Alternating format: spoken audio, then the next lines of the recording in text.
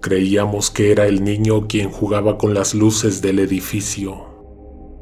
Dice Juana que antes no sucedía, pero desde que trajeron su cuerpo a la unidad, las luces de la recepción se apagaban cada que llegaba la camioneta con un cuerpo al estacionamiento, a la entrada trasera.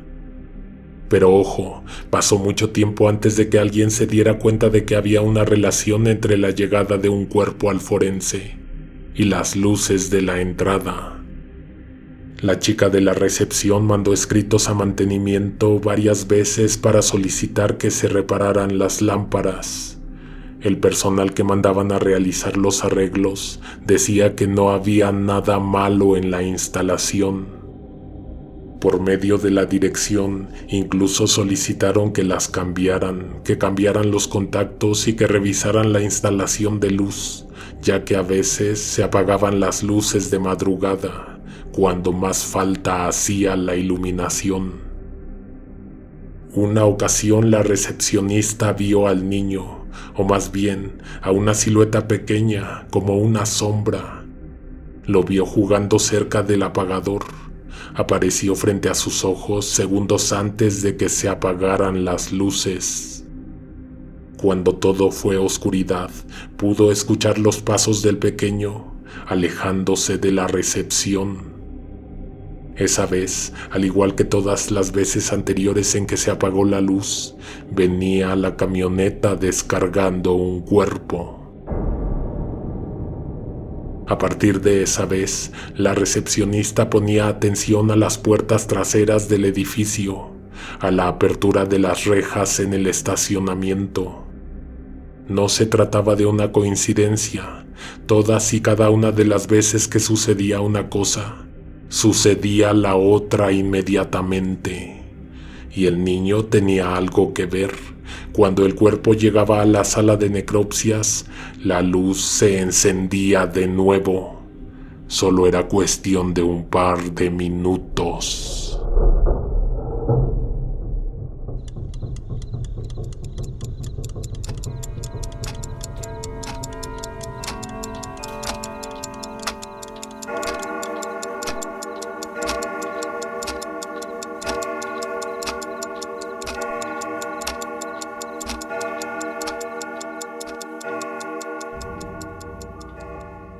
Estas historias se desprenden de una recopilación de relatos y experiencias ocurridos en un servicio forense. No es necesario escucharlos antes, pero definitivamente al terminar esta historia, te recomiendo que visites inmediatamente aquel video. El enlace está en la descripción. 5 años antes de jubilarme, trabajé en una unidad de servicio forense en donde, entre otros extraños e inexplicables sucesos, hay reportes de la aparición de un niño en los corredores del edificio. Las historias que compartiré con ustedes sucedieron en el mismo lugar, en los mismos corredores y en el sótano principalmente. Esta historia es especialmente espantosa porque todos los empleados de este sitio, los de la mañana, los de la tarde y los de la noche, coinciden en un mismo punto. El niño existe. Lo que contaremos a continuación es totalmente verídico. 1. La sala de necropsias. De un día para otro comenzó a desaparecer el instrumental, las jeringas, las pinzas y los bisturíes. Sucedió antes de la fecha en que llegué a trabajar a esa unidad. Esto te lo cuento tal y como me lo contó uno de los técnicos. Todo el material siempre se queda resguardado bajo llave al interior de la sala de necropsias. El responsable del material era solamente aquel o aquellos que portaban la llave. Nunca se sospechó que alguno de ellos estuviera robando el instrumental, sobre todo porque se perdía cuando lo estaban ocupando. Tijeras, cuchillas, agujas, de un momento a otro, justo cuando el forense estiraba la mano para tomarlo de la bandeja metálica, desaparecía. Tuvieron que pedir a sus superiores que reabastecieran el gabinete varias veces en un mismo trimestre. Las pérdidas eran tan frecuentes que hubo un punto en que los jefes dejaron de firmar las órdenes de abastecimiento. Los compañeros tuvieron que empezar a comprar su propio material. La regla era que no debían perderlo de vista. Desafortunadamente sucedía solo en cuestión de segundos. Raúl era uno de los técnicos que cubría el turno de la noche en aquel entonces. Recuerda que en una ocasión se encontraba en la sala de necropsias, recién había checado su llegada en la entrada. En una de las mesas ya lo esperaba un cuerpo. Colocada sobre la superficie metálica de la mesa contigua estaba una tabla con algunos datos del hombre fallecido al que le practicarían la autopsia. Raúl sacó el instrumental, lo lavó, lo puso a secar y luego lo extendió sobre una charola. Tomó una jeringa, la llenó con una sustancia amarillenta, le dio unos golpecitos al tubo y apretó cuidadosamente el émbolo para sacar cualquier burbuja de aire. La costumbre. Llevó la aguja hacia la mortecina piel y comenzó a palparla en busca del punto indicado para hacer la descarga. Entonces, por algún motivo, su mirada se fijó en la mesa contigua. Abajo de ella había un niño. Estaba de cuclillas, mirándolo. En ese momento sintió un par de manitas frías alrededor de su cuello. La sensación fue momentánea, se esfumó inmediatamente. Eso le provocó escalofríos, se distrajo de su tarea y se apoyó bien sobre sus dos pies mientras recargaba la jeringa sobre la mesa. El niño, protegido por la sombra de la otra mesa, miraba al técnico directamente a los ojos. La bandeja del instrumental estaba sobre una mesita con ruedas. Dicha mesita comenzó a deslizarse poco a poco. Se alejaba de una plancha y se acercaba a la otra. Raúl estiró la mano con la intención de detenerla, pero no estaba lo suficientemente cerca como para lograrlo. Además, no pudo dar ni un solo paso hacia donde se encontraba escondido el pequeño. De pronto sintió una segunda mirada. Sobre la plancha en la que él estaba trabajando, el cuerpo ahora tenía los ojos abiertos. Las pupilas, a pesar de su grisácea apariencia, miraban al técnico. La bandeja cayó al suelo y provocó un estruendo monumental. El pequeño había desaparecido. Raúl esperó a calmarse, a tranquilizarse antes de comenzar a levantar su material. Revisó con la mirada las puertas, las demás mesas. Ya no había nadie con él, además del cuerpo en la mesa. Respiró profundo, se agachó para colocar el instrumental de nuevo en la charola. Lo llevó a una tarja para lavarlo. Lo secó y lo acomodó en una bandeja. No hacía falta nada, aparentemente. Prendió el radio, se puso los guantes y entonces se dio cuenta de que la jeringa que había dejado en la mesa ya no estaba por ningún lado. La buscó hasta que se cansó, pero nunca la encontró. Semanas después hallaron todo el material perdido. Estaba en el lugar menos pensado. 2. El archivo. Juana es una empleada administrativa. Ha trabajado ahí desde siempre.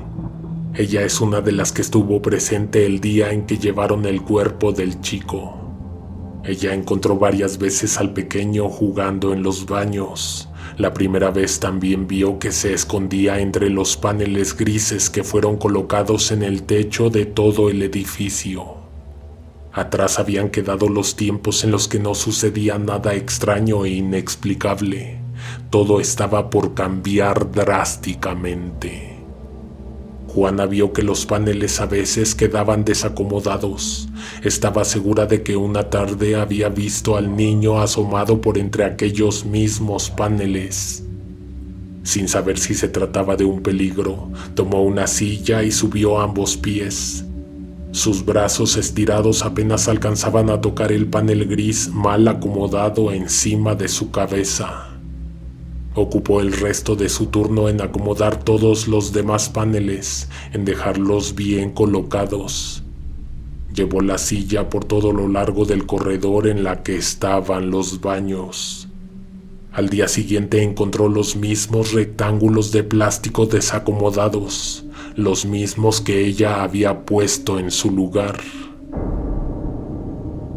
Juana pidió una escalera y la ayuda de uno de los choferes para asomarse al espacio que había entre el techo de la construcción y los paneles que escondían el cableado y las tuberías que corrían por lo alto de la planta. Cuando revisaron, encontraron el instrumental. Había montones de tijeras, sierras, cuchillos, jeringas y botellas. Había cosas que ni siquiera sabían que se habían perdido. Además de todo eso, encontraron ropa, sucias ropas de niño. Algunas tenían rasgaduras, estaban sucias, algunas manchadas de tierra, otras de sangre seca. Juana recuerda que cuando bajaron todo el instrumental, inmediatamente comenzaron a percibir un pútrido olor. No era el mismo que sale de las salas de necropsias. Olía a podredumbre.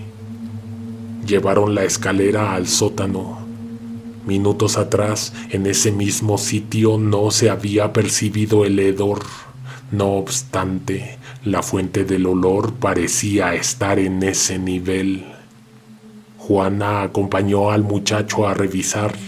Era imposible desplazarse por lo largo de ese corredor sin sentir asco, sin contener la respiración por varios segundos. Subieron por las llaves y por el guardia para revisar todas las oficinas y las bodegas. Hacia el lado contrario de la máquina de refrescos, la pestilencia se hacía más fuerte. Abrieron la bodega del archivo y de su interior emergieron cientos de moscas. El olor invadió todo el espacio, casi se podía sentir en la piel, en la ropa. Los ductos de ventilación estaban abiertos, lo único que lograron fue contaminar todo el ambiente, todo el edificio. Habría que revisar con el equipo adecuado. Mandar a llamar al personal de limpieza y a los forenses, porque la repentina aparición de aquel olor podría tener una causa espantosa.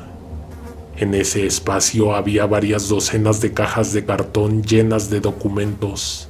Las que no cabían en estantes fueron acomodadas en el suelo.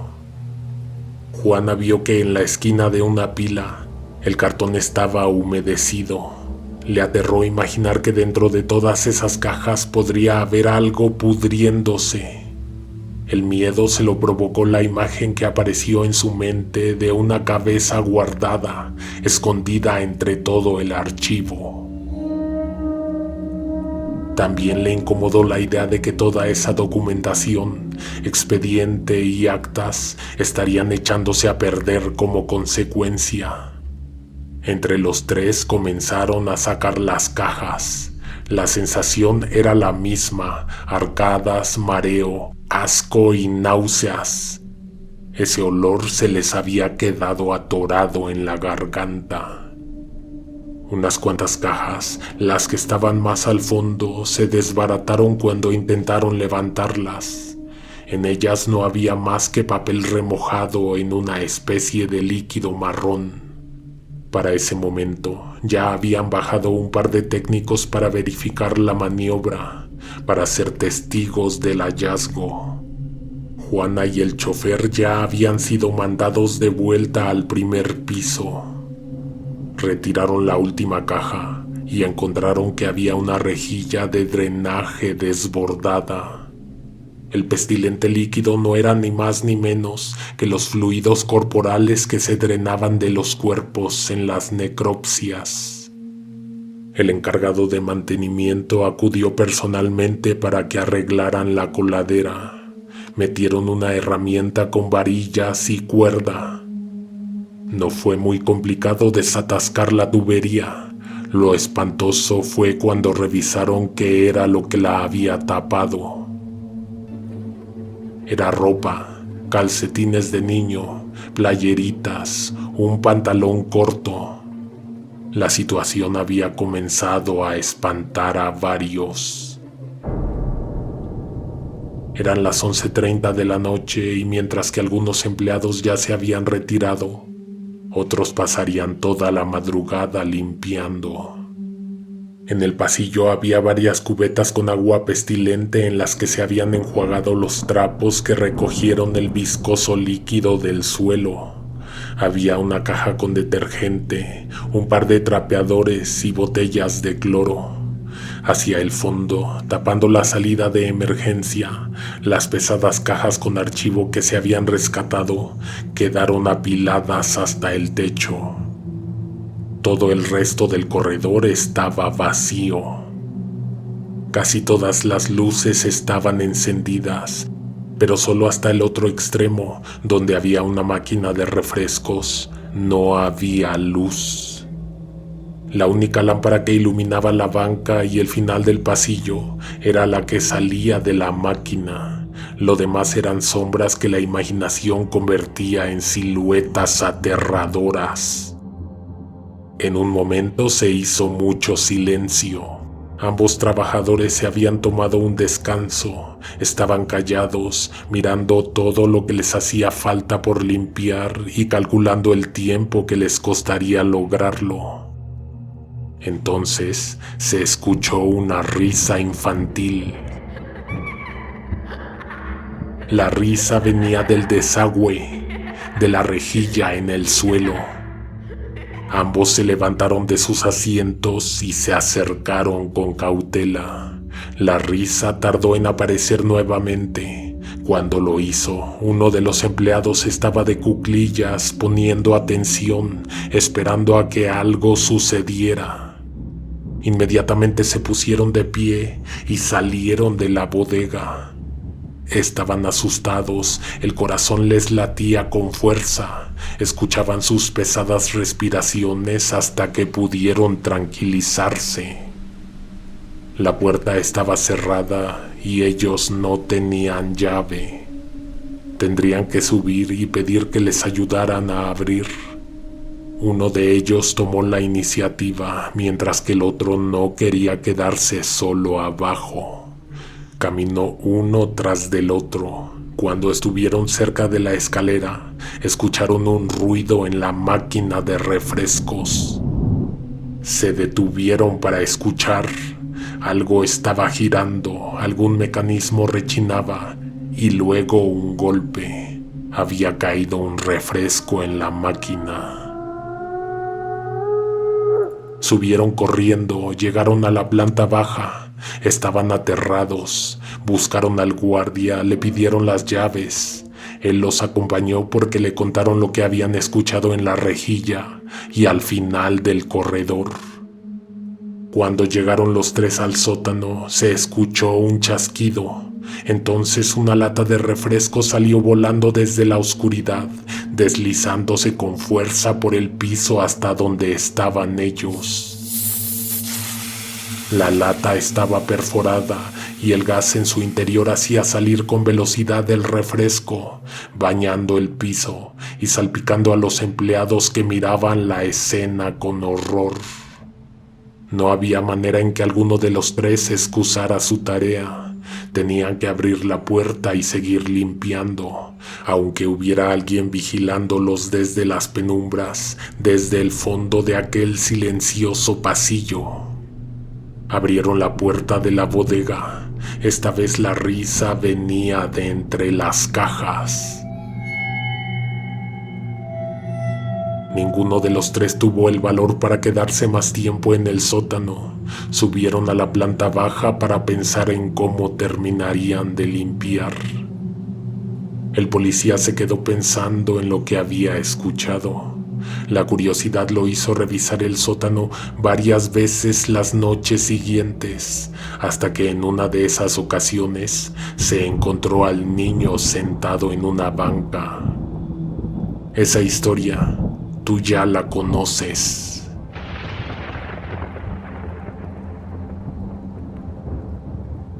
Me costó mucho trabajo decidir si sería adecuado compartir la siguiente experiencia. Es algo muy fuerte, perturbador y difícil de escuchar. Si quieres continuar, lo dejo a tu consideración. 3.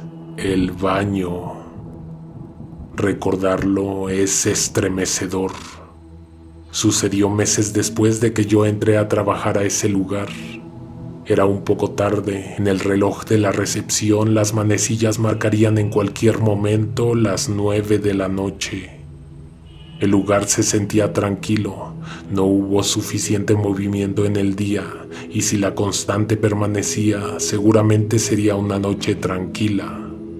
Yo me encontraba ahí desde temprano, cubriendo doble turno por uno de mis compañeros que me había pedido con bastante anticipación el favor. Minutos antes de la hora, los trabajadores del turno vespertino ya comenzaban a aparecer en la recepción, listos para firmar sus salidas. En un singular momento de silencio se escuchó un golpe seco en el suelo. Algo cayó e hizo cimbrar un poco el piso. Todos lo sintieron y voltearon a ver hacia el pasillo principal de aquel edificio. Nada. Cuando terminaron de abandonar la unidad, yo todavía me quedé un momento afuera de la entrada. Había estado esperando a que saliera Santiago, quien terminaba su turno en punto de las 9 de la noche. A las 9:05 decidí olvidarlo y caminé hacia la puerta de la unidad. Di un paso al interior, caminé hacia el centro de la recepción y entonces se apagaron las luces. Lo que hice inmediatamente fue guardar silencio, esperar a escuchar las puertas del estacionamiento. El silencio permaneció, al igual que una espantosa sensación de vacío e intranquilidad. No fui el único que súbitamente comenzó a sentir malestar en el cuerpo. El policía caminó hacia el panel de las luces. Solo era la lámpara de la recepción la que se había apagado. Pero como siempre, eso significaba algo, aunque esa vez parecía ser la excepción. De pronto se rompió el silencio. Alguien bajó las escaleras corriendo. Estábamos a media luz. Del exterior entraba un poco de claridad proveniente de las lámparas de la calle. También las luces de los pasillos iluminaban un poco. Pudimos ver la silueta de una persona bajar apresuradamente del primer piso a la recepción. Parecía que se trataba de Santiago, aquel que yo había estado esperando para despedirme. Esa persona llegó al último escalón y se dirigió a la salida. No logró pasar la línea donde hacía límite la oscuridad. En el suelo se proyectaba la luz amarillenta de una farola de la calle. Fue ahí donde desapareció ese hombre. El policía y yo nos quedamos sorprendidos, desconcertados. Ya había durado bastante la luz apagada. Había escaleras en la recepción, por lo que las luces que la iluminaban estaban muy altas, más allá del primer piso. Alguien llevó un par de veladoras para alumbrar un poco los alrededores. El escritorio de la entrada parecía un altar de muertos. Volví a trabajar a mi oficina. Estuve actualizando un par de reportes y redactando unos cuantos que tenía en borrador. Pasando la medianoche, alguien golpeó mi puerta con desesperación. Era uno de mis compañeros. Tenía el rostro pálido, los ojos humedecidos y hablaba con dificultad. Me condujo al primer piso. En el baño de hombres estaba Santiago, tirado en el piso sobre un gran charco de sangre. Se había resbalado y al caer el impacto fracturó su cráneo. Eso era espantoso y difícil de asimilar, pero había un detalle macabro y que nos quitó el aliento. Sobre el cuerpo de aquel hombre había pequeños bloques de construcción y un carrito de carreras. Parecía que un niño había estado divirtiéndose con sus juguetes sobre el tórax de aquel hombre mientras él se ahogaba con su propia sangre. Hicimos lo necesario para trasladar ese cuerpo hasta la sala de necropsias. En ese momento no teníamos idea de qué le había pasado o cómo había pasado. Para eso habría que inspeccionarlo. El momento en que metieron el cuerpo a la sala fue el mismo momento en que se encendieron las luces en la recepción.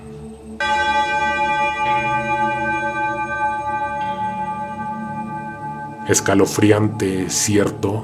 Regálanos un like, comparte nuestro trabajo, suscríbete. Agradecemos a todas y todos los que nos están escuchando por estar pendientes de nuestras historias, por los grandes comentarios que nos dejan, por las maravillosas sugerencias. Queremos saber desde dónde nos escuchas, queremos saber también qué temas les gustaría que tocáramos en próximas entregas.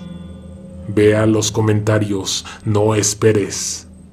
¿Ya nos sigues en Facebook?